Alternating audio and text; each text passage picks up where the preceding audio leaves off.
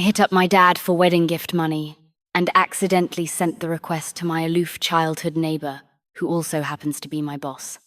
I meant to unsend it and, oops, hit delete instead. I never imagined he'd fire back a voice note in the middle of a screen-shared meeting. Be good. I'm presenting right now. Don't tease me.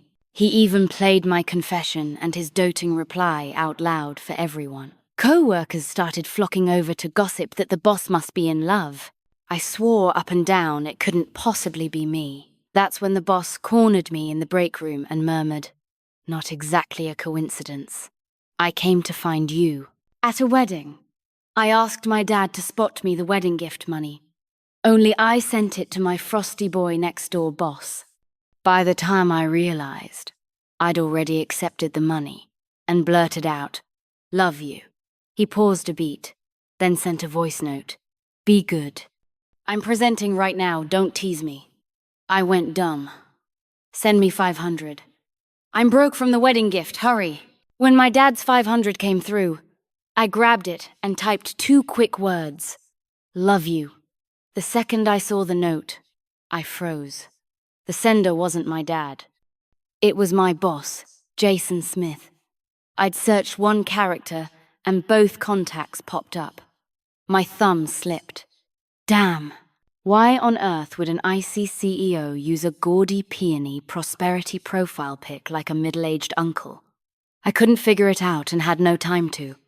I fumbled to recall that wildly suggestive "love you," but hit delete instead. Great. Just kill me now. While I was debating emigrating to Mars, Jason sent another voice note. Hands shaking, I tapped it. A low male voice came through with a faint buzz. "Be good. I'm presenting right now, don't tease me." I went rigid, brain looping that intimate, indulgent line in 3D surround. Wait, did he say he's screen sharing? Then my "love you" flashed on a giant monitor for everyone? And he responded with that syrupy voice note in front of the whole room. Jason must be insane. While I was still reeling, a friend at work DM'd me. "Oh my God, Isabel, is the boss dating someone? And the profile pic looks just like yours." Hold up!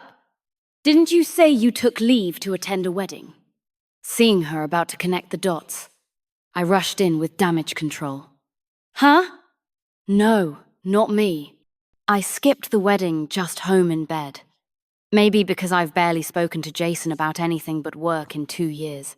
She actually bought it. She even added, "True. Jason's so cold, and you're scared to talk to him. No way you two are close enough to date." I hunched my shoulders and kept quiet, because the truth is, Jason and I are pretty close. As in grew up across the alley close. He's 4 years older, and our houses were separated by a single lane. My bedroom window faced his.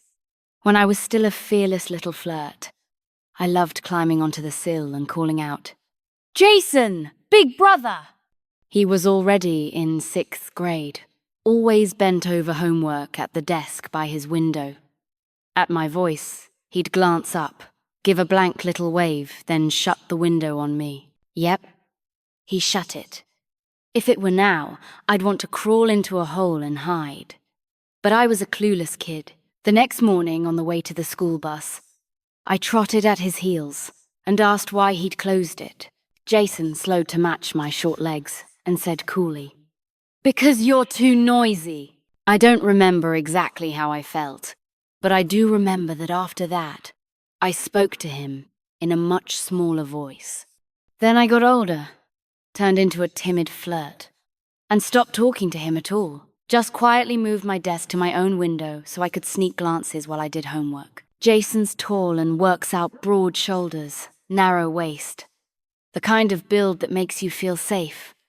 Even when he was just sitting there doing homework, he knocked me breathless. The seasons blew through that little alley countless times, and I stole countless looks, until he launched his startup and rarely came home. I went off to college. We drifted even farther. Jason, who'd always been cool and taciturn, never reached out first. Isabel, who's socially anxious, stopped chasing after him. Not until I graduated and, by chance, took a job at his company. The first time we crossed paths at the office, his gaze snagged on me. He changed course and headed my way. I panicked, dropped my eyes, and texted the man who'd been pinned to the top of my chats for years. "Pretend you don't know me!" Grown-up me couldn't call him Jason Brother anymore. I even changed his contact name to the icier Boss. Jason glanced at his phone, then looked up again, his eyes gone darker. In the end, he turned and went back to his office. After that, it was like we'd never grown up next door. Except for work, we barely spoke. So no one at the company knew we'd known each other for 24 years. At the wedding, my head was a total mess. I kept opening our chat, staring at that last voice note from Jason. I had no idea what to say back. I even wondered if he'd mistaken me for someone else, or if something was off in his head. With those questions swirling, I ran into him in the break room on my first day back. When the tall man walked in with a coffee, I clutched my cup and gave him an awkward smile. "Out of habit," I murmured. "Here for coffee too, boss?" What a coincidence. Behind the gold-rimmed frames, Jason's eyes held steady on me. He didn't answer. He reached past me and shut the break room door. My heart thudded at the click of the lock. He set his cup down and adjusted the bands at his sleeves. The sleek lines of muscle showed clean through his white shirt. When he looked back up, there was a predatory edge I'd never seen before, and he even used my nickname. Not much of a coincidence. "I came here for you, Belle." Under the weight of him, my heart skipped a beat. Instinctively, I took half a step back, staring into eyes so unlike his usual cool. I swallowed hard, especially at the way he said Belle low and velvety. It gave me goosebumps. "Boss, don't call me that. You're giving me chills." I rubbed my arms under his gaze, then stuck one out for him to see. "Look, all because of you." The domineering Jason actually frowned, glanced at my arm, then at my dead serious face, and finally clicked his tongue in annoyance. The weird tension snapped, and I could breathe again. Still, the tiny break room felt cramped. I wasn't used to being alone with him in a tight space.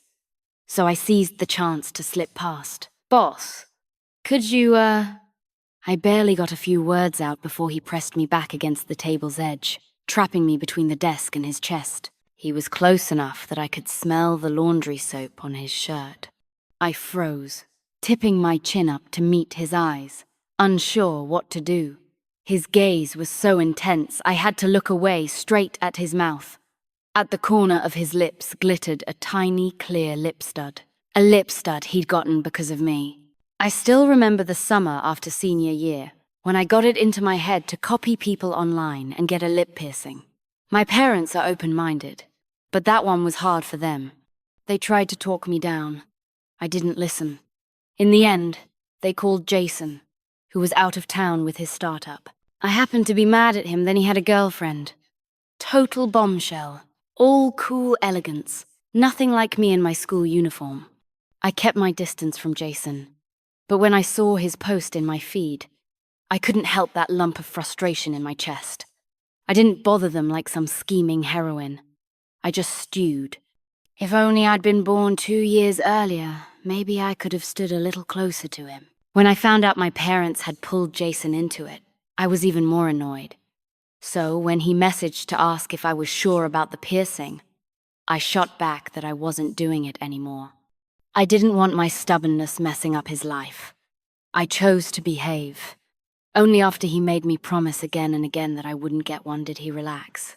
After he talked my parents down, the whole thing, like that girlfriend of his, stayed stuck in my chest. Near the end of my freshman fall, I still went and got the lip stud out of pure spite. It hurt, but the pain burned out the resentment. On the ride back, watching the rush of cars outside the window, one thought kept looping in my head. "That's enough, Isabel." When I got home, I packed away all the mature, seductive outfits I'd bought and started deliberately ignoring that woman's face I'd once glimpsed on Jason's phone. But the secret about my piercing didn't last long. My parents found out, and eventually so did Jason. He came back that winter for the New Year holidays. I remember it was a snowy night. He stood at my door in a navy coat, snow still clinging to his shoulders, his lashes lowered, a silver stud glinting on his lip, the same as mine. In the faint glow, he looked at me calmly and said, "I didn't watch over you well enough." Meaning, he'd gotten one too to share the blame. That lip stud didn't suit his usual cool, restrained image at all. Just like how I, this out-of-place girl, had crashed into his life. I froze, thought for a long time, and finally blurted out, "Doesn't your girlfriend mind?" "We broke up," he said, his voice as cold as the winter night. I blinked, my mind spinning with questions. When did you start dating? Did you hold hands? Did you kiss? Why did you break up? But all that came out was, "Sorry, I shouldn't have disobeyed." "Come in. It's freezing outside." Jason said nothing, just carried the New Year gifts inside and apologized to my parents. Seeing his swollen lip, my parents nearly cried. That whole holiday, from New Year's Day to the 8th, they scolded me non-stop, saying I'd corrupted the Smith family's good kid. I didn't dare argue. Eventually, I removed the stud, and the hole healed. But I never imagined Jason would keep his. My eyes dropped from the lip ring to the floor as I scrambled for a way to break the awkward no, downright charged atmosphere between us. Then my phone rang, saving me. I grabbed it, flashing Jason a too bright smile. I'll just get this." Saying that, I shoved the still silent Jason aside, flung open the door, and bolted out. But I could feel his gaze burning into my back, heating my skin. The Jason today, I couldn't handle him. I didn't relax until I was out of sight, then finally answered the call. It was a younger classmate, Tony, who'd been asking me job hunt questions lately. "Senior, I passed the interview." "Really? That's awesome, congrats." His excitement made me smile too. After a pause, he asked, Are you free sometime? I want to treat you to dinner to thank you." I'm not a fan of one-on-one dinners with guys, so I instinctively refused. "No need. I've been swamped lately. If you really want to thank me, just send me a milk tea." I didn't want him to feel indebted, so I made it easy. Tony hesitated, then laughed and agreed, saying he'd order it to my office, just text him the address and flavor. And that was that. Or so I thought. But when the milk tea arrived, so did he. Standing outside the office in a black windbreaker, holding the drink, smiling at me. He flashed his little tiger teeth and jogged over. "Senior, here's your milk tea." I hesitated before taking it from him. Warm. Not even the fruit tea I'd asked for. "Thanks. Why'd you come all the way here?" I smiled, holding the cup but not opening it. Tony stuffed his hands in his pockets, his grin bright and boyish, his tone earnest. "Wanted to thank you in person. Since he'd made the trip, it felt rude to just take the drink and shoo him away. So I sighed and offered, "Fine. Dinner's on me. I just got off work and haven't eaten yet. Since you're here, let your senior treat you." Tony's eyes lit up, about to accept when a cold voice cut in behind me. "Funny. When you asked me for wedding money, I don't recall you offering dinner." I froze. Before I could come up with a response, the man came to stand beside me, shoulder to shoulder, staring down Tony's fading smile. My head pounded as Jason's voice note echoed in my mind. "Be good. I'm presenting right now. Don't tease me." So annoying. I glared at him. "Fine. Dock it from my paycheck." He lowered his lashes, looked down at me, and his lips curved into a faint smirk. No, just 2 syllables, cold and absolute. Like the day he'd shut that window on me in 6th grade. But today felt different somehow. I didn't have time to think about it. Next thing I knew, Jason and I were sitting side by side at the dinner table. Across from us was poor Tony, all alone. I couldn't understand there were 4 sides to the table, yet Jason had to sit next to me. What? Did he expect me to feed him like a child? I didn't dare ask. After all, he was the one paying. During dinner, Tony noticed the milk tea beside me. "Senior, why aren't you drinking it?" I quickly grabbed it, jabbed in the straw, took a sip and set it aside. Jason picked up a drumstick, placed it on my plate, then raised a brow at Tony. "Didn't you know? She doesn't like milk tea." I kicked him under the table. This man, Tony froze, then looked at me apologetically. "Sorry, Senior. I thought the fruit tea would get cold, so I swapped it." I waved my hands. "It's fine, really. I can drink anything. This is good too." No sooner had I said it than Jason let out a cold snort. I kicked him again, harder. I was way too bold today.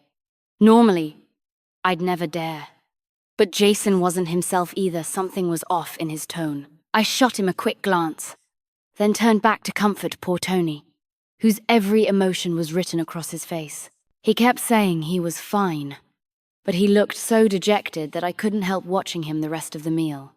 When it was over and I'd put him in a cab back to campus, I finally sighed in relief. But before the breath even finished, the quiet man beside me spoke. "Why the sigh? Didn't you have fun chatting with your junior?" My face stiffened. I turned to him, exasperated. "What is wrong with you lately? Did you swallow a firecracker?" I couldn't hold it in anymore. Maybe one really had gone off in his brain. Jason glanced at me, silent. Then he turned and walked toward the garage. "Come on, I'll drive you home." I stayed put, instinctively refusing to be alone with him. "No thanks, I'll grab a cab." He stopped, turned back, and looked at me. His shoulders slumped as he sighed. Then he said softly, "Belle, just humor me. Let me at least have the charity of driving you home." So I ended up in Jason's car. That one word, charity, made it impossible to refuse. Even though on that ride home from the piercing parlor I'd sworn I didn't like him anymore. The mark he'd left in my life wasn't so easy to erase. When a man you once adored and idolized asks you for something, it's hard to say no. "It's just a ride," I told myself, watching the scenery slide by through the window. But my gaze kept drifting to the reflection, his long, elegant fingers gripping the steering wheel. They looked absurdly good. He was absurdly good too. Perfect. Too far above me. That girlfriend back then must have been amazing to stand beside him. Maybe that flirty voice note meant nothing, just him seeing me as a kid sister again. That night, I tossed and turned in bed. Then Jason sent me a photo. His suit pants from earlier. 2 very distinct shoe prints on the shins. My kicks from dinner. "Whose?" he asked, though he clearly knew. Just 2 words, but I swear I heard a hint of fondness. I forced down the smile, threatening to break out, and shot back recklessly to kill the mood. A dog's solo-leveling tactic of the day. Wound him, die with him. Jason took several minutes before replying. "Then the dog washes them." My fingers flew. Dogs don't do laundry, dumbass. By the time I realized what I'd sent and tried to recall it, Jason had already replied with a single question mark. Just one. But the pressure felt like my parents materialized beside me. They hated swearing, and so did Jason. I hurriedly deleted it and texted, "Going to sleep. Good night, boss." Then I shut my phone off and dove under the covers, terrified he'd scold me. In the end, Jason never did make me wash those pants. The weather turned colder, and before I knew it, it was my birthday. Somehow Tony found out and showed up outside my office again, saying he wanted to treat me to dinner. I'd already planned out my birthday. I was going to buy a puppy from a breeder I'd arranged to meet, then head home, order takeout, and just relax. I didn't want to go out. Maybe Tony wanted to surprise me, because he never mentioned his plan beforehand, and that completely derailed mine. To make it worse, he brought flowers, setting off teasing from the co-workers I'd gone out with. I had to explain everything, and by the time I got rid of them, I was exhausted. But Tony stayed by my side, looking so hopeful that I couldn't bring myself to say no. I'd barely agreed when a familiar voice sounded behind me. "Dinner? I'm in too." Hearing that usually composed man speak so shamelessly, I turned around in shock to see Jason walking toward me. He wore a grey overcoat over his suit, tall and composed, each step landing squarely on my heartbeat. I quickly looked away and only spoke once he reached me. "Then I'll treat both of you." Tony's frown eased when he saw Jason. He laughed and said, "Then I'll treat you next time, Senior." I went quiet for a moment and suddenly realized that, no matter what, I'd just agreed to another meal with Jason, given him another reason to find me. Which meant, sooner or later, I'd be dragged into another of these awkward encounters. Maybe because we grew up together. Jason seemed to read my mind. He looked at Tony. Expression calm. "No need. I'll cover this one. If you want to return the favor, you can treat me next time alone." Tony's smile faded. He frowned up at Jason, who was just a bit taller, and said irritably, "That's between me and her. You're just her boss, doesn't concern you." Jason tilted his head toward me, amusement glinting in his eyes. "Just her boss? What did you used to call me when you were little, leaning on that windowsill? Go on, tell him." The image of me as a kid, calling him Jason Gege, flashed in my mind, and my face warmed. But still, in front of Tony, I whispered, "Jason Gege." My voice was barely louder than a mosquito's buzz, but both of them heard. Tony's face shifted, though he said nothing. Jason, however, chuckled softly and murmured, "Belle." I nearly died on the spot. Dinner dragged on, and when Tony finally had to head back to campus, he turned to me and said, "Happy birthday, Senior." I opened my mouth to thank him, but before I could, he pulled me into a hug without asking. It was brief and harmless, but I still felt violated. My smile faltered. Though I let it go, he was just a junior, after all. Jason didn't. He shoved Tony aside and yanked me behind him. "What the hell do you think you're doing? Did she say you could touch her?" His voice was sharp, full of aggression, nothing like his usual calm self. He sounded like a hot-headed teenager again. Standing behind him, I suddenly realized I didn't really know Jason at all. Most of my memories with him were at home, not at school.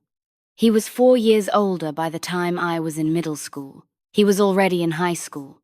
When I reached high school, he was off to college. It always felt like I was chasing his footsteps, but never catching up. And now, the man in front of me, grey coat, suit and all, wasn't the polished adult boss, but the high school boy I used to wait for after class. The one in a uniform I couldn't stop staring at. I couldn't help smiling. Tony took a step back, glancing at the intimidating Jason, muttering something before leaving. He never contacted me again.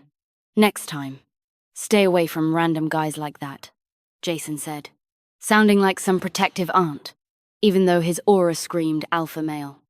As he spoke, he snatched Tony's flowers from my hand with a click of his tongue and tossed them into the back seat of his car. "What were you planning to do today, anyway?" he asked seriously. Buckling my seatbelt, I said I'd arranged to meet a seller to look at puppies.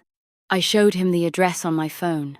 The girl had said to come before 10, and there was still time. Jason glanced at the screen, set the navigation, and drove us there.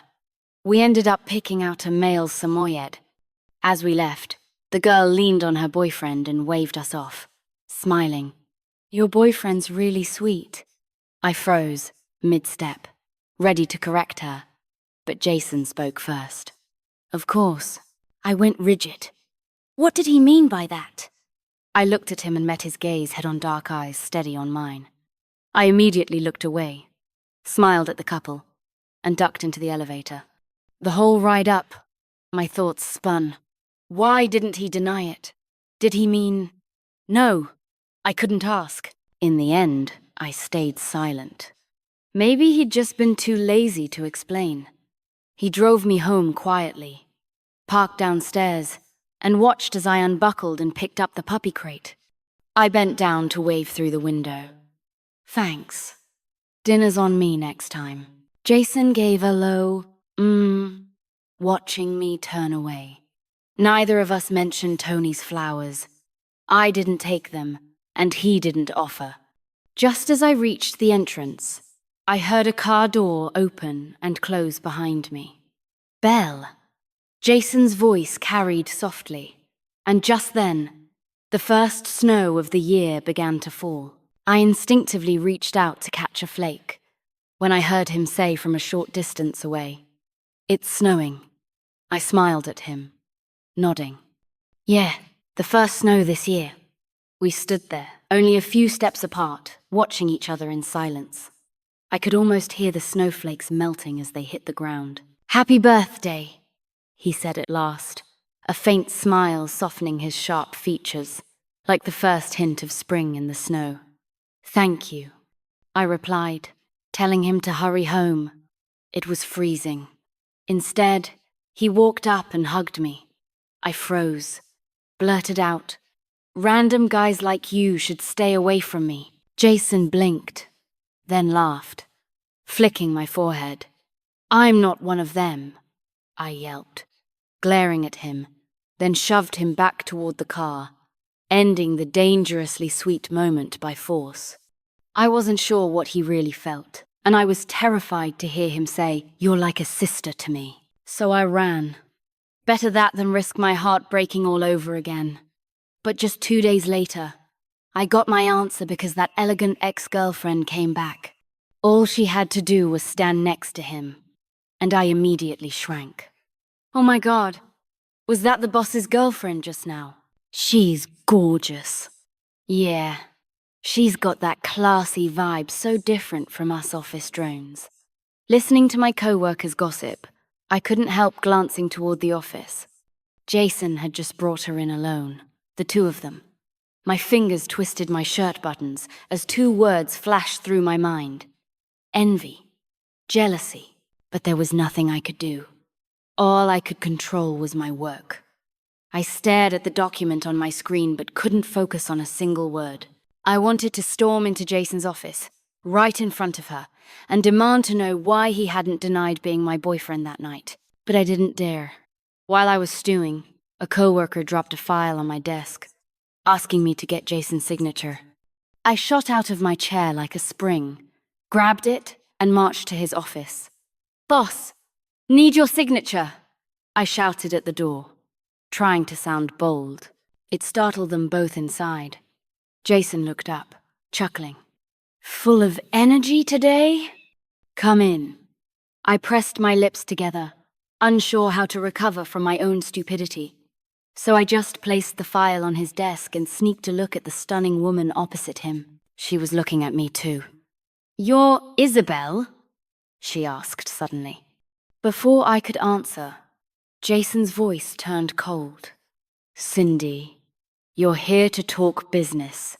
Anything else is unnecessary." The warning in his tone actually eased my heart. So it was business, not a reunion. But business meant contact, and contact meant opportunity. My stomach dropped again. Emotional whiplash had nothing on this. Cindy's next words made it worse. "We're just talking business for now. Who knows what happens later? After all, I'm still the only girlfriend you've ever had. That makes me your first love, doesn't it?" Jason's eyes narrowed dangerously, fingers tapping the desk with restrained anger. "Cindy." She arched a brow and went quiet, but her gaze on me didn't waver, and just like that, the word first love sent me plummeting. Yes, Cindy was his only girlfriend. I took the signed file, eyes down, ready to leave when Jason caught my wrist. "I'll drive you home tonight," he said. I instinctively looked at Cindy and saw her raise an eyebrow in surprise, lips curving into a smirk like she was watching a show. I couldn't read her if she wanted to get back together. Shouldn't she be nervous? But I didn't refuse Jason. Okay. Because of their business partnership, Cindy started coming to our company more often. She even bought everyone afternoon tea a few times. Around the office, people had already started calling her the boss's official girlfriend. Since Jason was so cold, they only whispered it behind his back, never to his face. Still, the more I heard, the more irritated I got, especially when Cindy deliberately came over to flaunt their past. Did you know, when we were together, half the girls at school were heartbroken. He was so thoughtful, I got totally spoiled. The passenger seat in his car was always mine. If anyone else sat there, he'd make them move. Said it was my spot. Her words made my chest tighten. "And that lip piercing, did you know he has one?" "He got it because of me. I broke up with him, and he was so upset he hurt himself just to get it done. It hurt like hell, but he didn't care. He just asked if we could get back together. He really loved me." Listening to her, my hands nearly shredded my skirt. The lip piercing I'd cared about so much it hadn't even been for me. I forced a smile. "Really? Then he must have loved you a lot." I lowered my head, missing the smug glint in her eyes. That night, Jason was supposed to drive me home, but I didn't wait for him. I grabbed a cab instead. As soon as I stepped inside, Buddy the puppy Jason and I had bought together bounded over, pawing at my skirt and whining. My eyes filled instantly, and I collapsed to the floor, hugging him tight. Why didn't Jason deny it? Why was he so good to Cindy? What am I to him, huh? His sister? Just another girl in his harem? Tell me, Buddy, ugh! My sudden outburst made the little dog stare wide-eyed, too scared to move. The longer I looked at him, the tighter my chest got. Finally, I snatched up my phone and booked him an appointment for neutering. The more I thought about it, the angrier I got. I went downstairs, bought a bunch of beer, and curled up on the couch to drink. Between sips, I turned to Buddy. "What do you think I am to him, huh? Why won't you say anything? Scared you'll freak me out? It's okay. I'm taking you to get neutered tomorrow anyway. You could cuss me out right now, and I'd get it. Really, talk to me. I'm so frustrated I could bite something. Can I bite you?" In the end, drunk me spared Buddy and instead fumbled for my phone, found that pinned chat, and sent a flood of voice messages to the man himself. The last one was only 2 seconds long. I don't know what I said before. Probably just drunken gibberish, but the last one was clear. "Jason Gege, I want to see you." Less than 30 minutes later, someone knocked on my door. It was Jason. His hair was still damp, pushed carelessly back, like he'd just showered. The effortless look, the clean scent, it hit me all at once, and I was lost. This time, drunk me didn't hesitate. I stepped forward and wrapped my arms around his waist, tilting my head up in his arms, mumbling, "Jason Gege, you're so handsome." Jason froze, and the tips of his ears turned red. He didn't say anything. Instead, he sniffed lightly, then looked past me at the empty bottles scattered around the room, frowning. "Why'd you drink so much?" I reached out, meaning to poke his nose, but my hand landed on his lips instead. Because of you!" I slurred. Jason raised an eyebrow. Then, with an easy motion, he scooped me up into his arms and carried me inside, closing the door behind him. His voice was low and rough. "Because of me, what?" I curled up against his chest, muttering, "Because I don't know what I am to you." His steps faltered, but he said nothing. He set me down on the couch. I grabbed his collar before he could pull away, staring stubbornly into his eyes. Tell me what I am to you. Jason braced a hand beside me, pinched my cheek, and said instead, "You're drunk, Belle."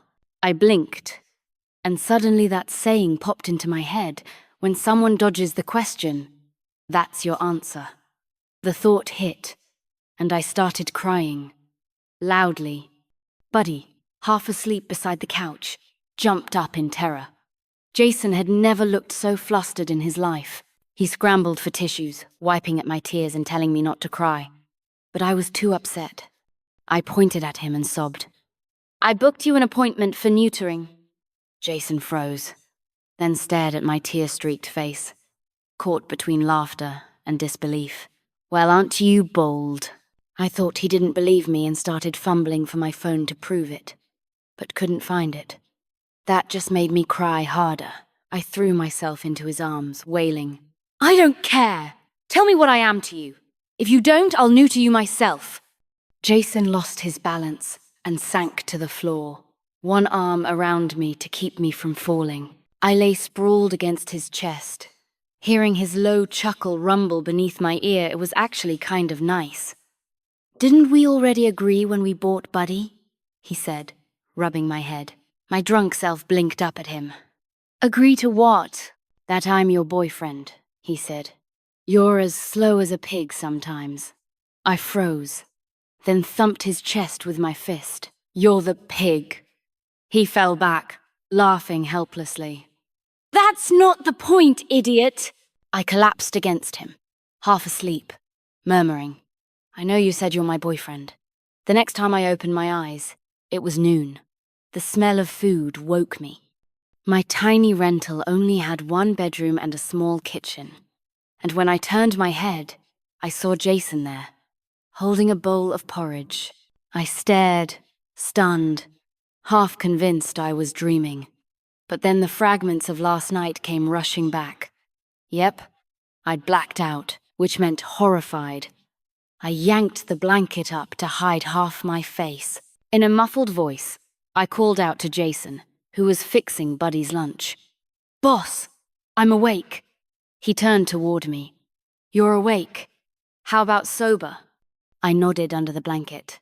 He came over, crouched by the bed, and flicked my exposed forehead. "Drinking alone at home, aren't you afraid of something happening?"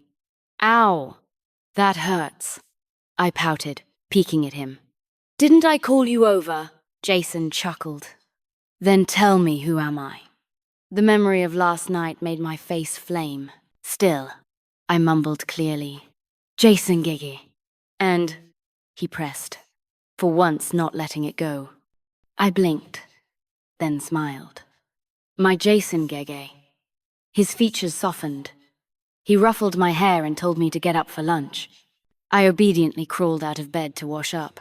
Staring at my puffy eyes in the mirror, 1,000 things I wanted to tell him crowded my chest. This time, I wouldn't hold back. I hurriedly rinsed, then dashed into the kitchen. "You're not allowed to talk to Cindy anymore. I'm scared you'll get back together."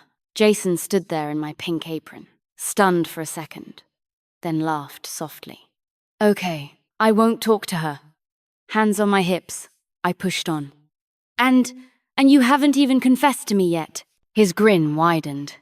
He set down what he was holding, took off the apron, and backed me up against the wall by the door. One hand rubbed the top of my head before sliding to cradle the back of it. "I like you, Belle." I was just grinning when he leaned down and kissed me. Our first kiss ended with him bumping into my teeth. "Ow! Couldn't you let me finish smiling first?" "Sorry, I rose on tiptoe and kissed him back. Payback for the interruption. This time, it went perfectly. After that, Jason and I started dating an office romance. Our usual spot was the break room. Like right now, with him pinning me against the door to kiss me. "You ruined my lipstick." I hit his shoulder, but he just brushed my lips with his thumb. Didn't like today's flavor. "Oh, so now he's a connoisseur?" I rolled my eyes and shoved him away, turning to leave only to open the door and find half the office standing outside. Perfect. Our workplace romance lasted less than a week.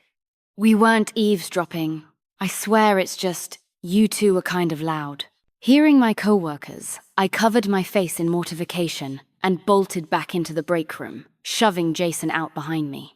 This was all his fault for insisting on kissing me. Sorry, the boss's wife is just a little shy, I heard him say calmly outside, which immediately set off a chorus of screams. They didn't dare press Jason for details, so the moment I stepped out, they all swarmed me instead, demanding to know how I'd managed to win him over. Cornered, I ended up telling them everything. Our shared childhood, our years as neighbors. Oh my god, that's so sweet. You two are total endgame. Wait, so you were the one who sent that wedding gift text? When I nodded, one of them groaned dramatically. I can't believe I bought your denial.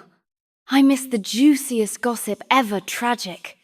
Then someone brought up a name that instantly made me tense. So what about Cindy? I forced a smile. Everyone's got an ex, right? In truth, I was dying to storm into Jason's office and make him tell me every single detail of what went on with Cindy. Once the crowd dispersed, I stood up and marched toward his office. I'd been too happy lately and completely forgotten about her. Jason. Yes. I was getting bold enough to call his name outright. Jason lifted his gaze from his laptop, eyebrows slightly raised. What is it? I stalked over, grabbed his collar, and demanded, "Tell me everything about when you and Cindy were together. I want details, all of them." No sooner had I finished than Cindy's voice drifted out of his laptop, laughing. What do you want to know, huh? Come on, sis. I'll tell you myself. I froze, turning my head slowly toward the screen. There she was, on a conference call with a whole group of people. I stood there, stunned for a few seconds, half ready to bolt, but then I remembered she was my rival. I straightened up beside Jason and said coolly, "Fine. Add me on WeChat later. We'll talk." Then I strutted out of the frame as calmly as I could and promptly sprinted out of the office. God, that was humiliating. But worse was still to come. After Cindy added me, I found out she wasn't even into men. She'd only dated Jason to appease her family. Back then, Jason was building his startup and needed connections, so they'd teamed up. They each got what they wanted: 2 months of a fake relationship before breaking it off. And all those things she'd said to me before? Purely to mess with me. You know, she said. Back when Jason and I were pretending to date, I noticed his pinned chats. Besides his parents, there was this girl named Isabel. That's when I knew something was up. I asked him about it, and he insisted she was just the neighbor kid he grew up with. Said she was like family. I couldn't stop laughing. Cindy grinned, while my heart raced and my fingertips burned. Then a while ago, Jason texted me, saying he'd seen some younger guy around you and felt weirdly uncomfortable. Asked me why. Can you believe that idiot? Still doesn't realize he's in love with you. She laughed. So I told him to confess already. When nothing happened for ages, I came to provoke you instead. Oh, and you know why he was so nervous when we first met? He was afraid I'd hit on you. I swear, I almost died laughing, watching her cackle on the screen. I couldn't help but laugh too. My heart fluttered wildly. By her logic, that meant I was Jason's only real girlfriend, his one and only, since we were kids. On the ride home after work, I teased him on purpose. So who was it who likes me and doesn't even realize it? Jason chuckled helplessly as he drove, my lipstick still faintly smudged on his lips. Me. You're Jason. I giggled, then suddenly remembered. Wait, what's with that cheesy peony of prosperity profile picture? Jason frowned immediately.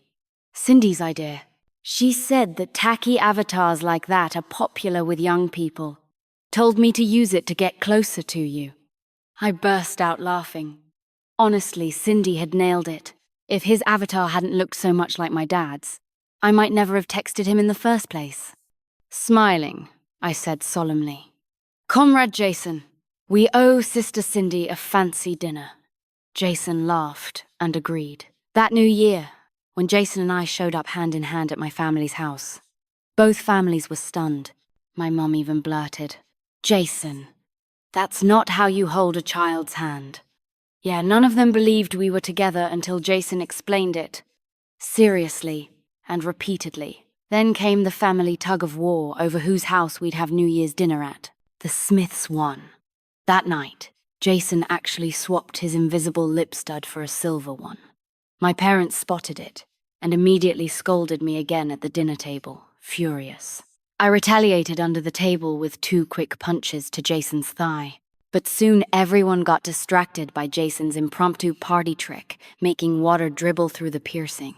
After his little performance, dinner ended, and he pulled me outside into the alley with a pair of sparklers, just like when we were kids. "Too many people inside," he said. "Hard to kiss you."